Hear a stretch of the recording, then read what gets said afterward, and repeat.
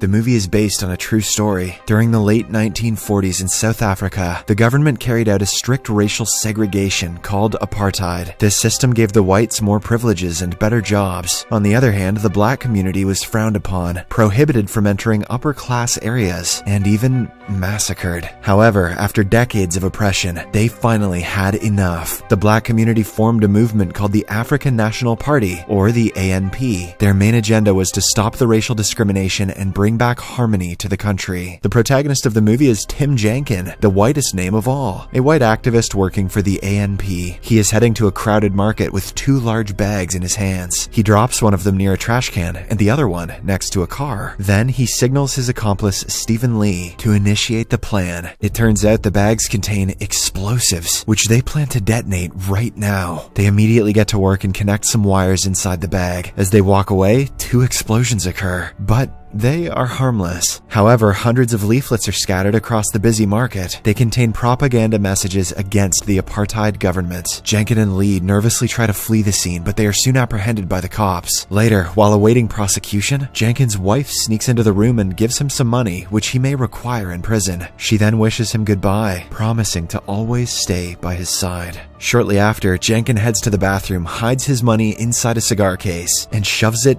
inside him. He is now ready to face whatever comes his way. Having cash on hand has got nothing on having cash in ass. At the court hearing, the judge berates Jenkin and Lee for apparently going against their own race. As a punishment, Jenkin is sentenced to 12 years in prison as he manufactured the bombs, while Lee, being an accomplice, is given 8 years. Being dumb pays off sometimes. In the next scene, the two are escorted to the notorious Pretoria prison, which is exclusively made for white criminals. The warden receives them at the entrance and immediately labels them as traitors. Then he hands them over to a strict prison officer, Meneer. The two are then taken inside the prison, and Meneer explains the rules and regulations of the place. Jenkin carefully looks around and notices the automatic grill doors, multiple barred gates, and other security systems. The place looks impenetrable as Jenkin's ass. After a while, Meneer takes them to their respective cells, which are reinforced by a grill door followed by a full metal door. That night, Jenkin is lost in his thoughts, and he barely gets any sleep. The next morning, during breakfast time, he wanders around the canteen hall until an old man named Dennis Goldberg pulls him aside. Dennis is a senior political activist who is also captured for protesting against the apartheid. Currently, he is serving 4 life sentences. Soon, Lee also joins them, and the three have an interesting conversation about their respective situations. Meanwhile, a French-Australian prisoner, Leonard, is seen eavesdropping on their conversation. In the day, during exercise time, Dennis briefs his new friends about the prison's layout. The walls are 32 feet high. The searchlights cover every inch of the yard. The barbed fences are razor sharp. And most importantly, there are snipers on the roof 24/7. In short, he advises them against trying to escape, as it is virtually impossible. Dennis also reveals that many have attempted a prison break in the past, but all have failed. After he leaves, Leonard approaches the two and mentions that Dennis is always discouraging new inmates from trying to escape. He, however, knows that it is very much possible. So, Leonard proposes to help them, and in exchange, he wants to be included in their plan. Later, Jenkin brings out the cigar case containing the money and sneaks it over to Dennis. The latter hides it inside some toothpaste, making sure it never falls into the wrong hands, and hopefully that toothpaste never falls into the wrong teeth. 23 days have passed by, and life has started becoming normal for the boys. That night, in his cell, Jenkin lights up a matchstick and looks through the keyhole in the grill gate, trying to find some flaw in it. Days pass by, and Jenkin becomes obsessed with finding a solution. Then, one night, an idea suddenly strikes his mind. He uses paper to measure the depth of the keyhole and also its length. Jenkin then plans to use wood to prepare a makeshift key. The following day, in the shower, he presents the idea to his partners in crime. Leonard believes that it will never work, but the other two reassure him that it will. Jenkin proposes that he can get wood from the workshop, but first, he needs to observe the original keys. Later, at the canteen, the guys initiate their plan. Leonard causes a commotion, and when Meneer arrives to check, Jenkin has a good look at the shape of the keys. From that day onwards, he never misses an opportunity to observe the keys, whether it be at the front yard or during the morning assembly. Finally, after days of research, he manages to draw a rough draft on paper. On the 74th day, Jenkin steals sandpaper and some wood from the wood shop. He puts them inside his coffee thermos and stuffs a bunch of clothes so that they don't rattle. A while later, Munir checks all the prisoners' thermoses one by one to see if they have stolen anything. When it's Jenkins' turn, he freezes in fear, and Munir notices it right away. Fortunately, even after a few good shakes, he doesn't find anything suspicious inside the thermos and lets him go. After the narrow escape, Jenkins goes straight to his cell and starts working on his first prototype. He chisels, cuts, and scrubs the wood until a proper key is finally made. He nervously tries it on the door, and to his delight, it works. But when Jenkins opens the grill door, his expression suddenly changes. It turns out the metal gate doesn't have a keyhole on his side, meaning he will have to open it from the other end. The next morning, Jenkins explains the situation to his friends and mentions that they will now have to make another key and somehow find a way to open the second gate from outside. Leonard, who has become ecstatic with the success of their first plan, is completely on board. In the following days, the three observe the keyhole to the outdoor door, and Jenkins tries making a rough diagram of it. Fortunately, after weeks of hard work, he successfully creates another wooden key. On the 100th day, the boys are mopping the hallway and there are no guards around. Jenkins uses this opportunity to try out his new key. It is not as good as the first one, so he chisels it out to make it smoother. The key fits and the door opens, much to everyone's joy. However, when Jenkins tries to get it back out, it breaks. This causes panic among the boys, and to make matters worse, a guard starts approaching the hallway. Jenkins tries his best to close the lock, but to no avail. In the end, he only manages to get the broken piece out right before the giant guard arrives. In the next scene, after all prisoners go inside their respective cells, Munir arrives for a routine checkup. He notices Jenkins' door lock sticking out, but doesn't think much of it and simply closes the door. Inside, Jenkins breathes a sigh of relief. On the 142nd day, the three gather in a room and discuss how to open the metal gate from the outside. Leonard suggests using a string, but the guys quickly dismiss it, saying it cannot be turned. After a while, Lee gazes at a broom, and an idea strikes his mind. He takes it outside and starts measuring the distance from the window to the door. It is just a few inches short. The following day, while Jenkins is at the workshop, he notices a sewing machine. He quickly goes to his cell and develops a similar mechanism, which he then attaches to the broom. That night, Jenkins places the wooden key on top of the broom and tries it out. The plan works. He successfully manages to open the gate. However, when he tries pulling it out, the key falls to the ground. This nearly gives Jenkins a heart attack, but he doesn't give up. He sticks a chewing gum on top of the broom and uses it to retrieve the key back to his cell. The next morning during lunchtime, he excitedly reveals to his friends how he managed to open both of the gates. Jenkins now wants to inspect the other areas of the prison so that they proceed to the next step. As all of this is happening, Dennis is keeping an eye on them. He again tells Jenkins to back out, but the latter has already made up his mind. Day 206. Some new walls have been constructed around the area, but the routine remains the same. Whenever out, the three boys try their best to inspect the surrounding areas. Jenkins even manages to strike up a deal with the janitor. He wants the construction map of the prison, and in exchange, he will provide soaps and cigarettes. The trade takes place at the dumpsters, and fortunately, Jenkins manages to conduct it without getting noticed.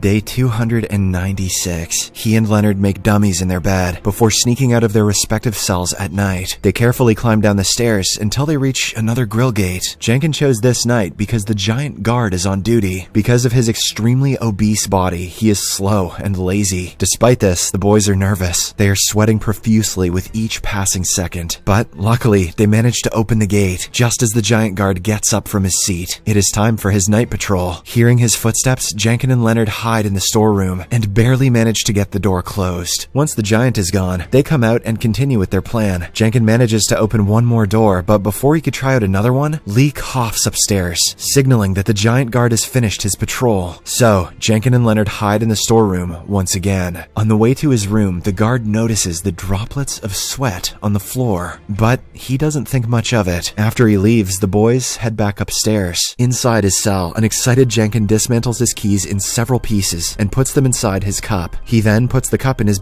he then goes to sleep, hopeful that he can escape and meet his beloved wife soon. The next morning, the warden enters the cell and wakes Gefangener up. The latter has slept past the morning alarm. Enraged, the warden asks him why he overslept, but Gefangener can only apologize. So, his cell is given a proper search. In the process, the cup on his shelf is knocked over, and all the wooden parts of the keys are revealed. The warden picks one of them up and angrily asks, "What is this?" Gefangener, who is frozen in fear, nervously says that he made it as a photo holder. Surprisingly, the warden buys it and leaves the room, but not before warning Gefangener to be more careful next time. That night, our genius protagonist has a panic attack, making it difficult for him to sleep. However, he narrates that every difficult situation teaches new things. So, from the next morning on, he starts hiding the keys in different areas of the prison, like inside the library, the canteen, and even the dumpster. One day, he and his friends also manage to steal civilian clothes from the laundry. All this while, Gefangener doesn't clean or brush his teeth, hoping that he would get an infection. A few weeks later, he does get one, and when Munir takes him to the doctor, he inspects the automatic gate. It is Christmas Eve, and the group has made all the necessary preparations. Inside a room, they disclose their elaborate plan to Dennis and his friends. They have made 39 keys of different shapes and sizes for the 15 doors that they have to pass. However, Dennis refuses to join them, claiming that even if they escape, they will have nowhere to go. Nonetheless, he returns the money to Gefangener, hidden inside a toothpaste roll. Later, the warden conducts a checkup of all the cells, including Gefangener's. He turns the entire place upside down, but doesn't find anything. In the evening, after all the officers are gone, Gefangener, Leonard, and Lee get out of their cells and begin their escape plan. Before leaving the hallway, Gefangener asks Dennis one last time if he wants to join them, but again gets no as a response. Following this, the boys gather all the keys that are hidden in different corners of the prison. They then dress up in civilian clothes and head downstairs. Suddenly, they hear footsteps. It is the giant guard who is slowly approaching them. The boys quickly hide inside the storeroom, trembling in fear as they hold the door. Soon, the guard arrives and notices the door slightly shaking, but before he can inspect it, the electricity goes off. It turns out Dennis has caused a short circuit by destroying his light bulb. He and the others then start calling out for the guard, hoping to distract him. The plan works, and the giant guard reluctantly heads upstairs. Wasting no time, the three get out of the storeroom and rush to the next door. With the help of their teamwork and the desire to reunite with their families, they manage to open the doors one after another. When it is time for the automatic gate, Leonard swiftly goes to the admin room and successfully opens it. By pressing a button, everything is going as planned, and they ultimately reach the final door. The door which separates them from freedom.